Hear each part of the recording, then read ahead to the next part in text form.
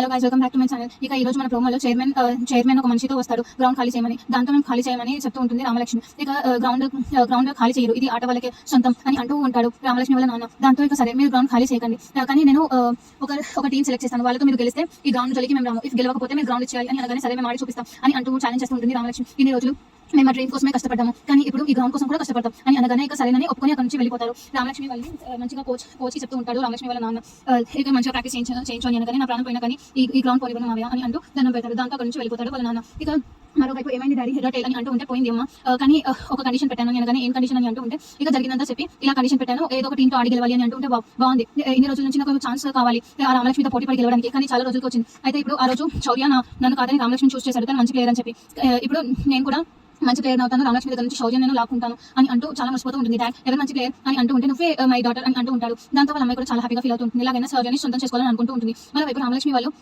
ఇక ఆడుకుంటూ ఉంటారు. రామలక్ష్మి చాలా శ్రద్ధతో ఆడుతూ ఉంటుంది, ఎలాగైనా గెలవాలని అనుకుంటూ ఉంటుంది. నెక్స్ట్ ఏం జరగబోతుందని చూద్దాం. అలాగే ఏ సీరియల్ రివ్యూస్ కావాలన్నా కానీ కమెంట్ చేయొచ్చు, సబ్స్క్రైబ్ చేయడం మర్చిపోకండి. థాంక్యూ.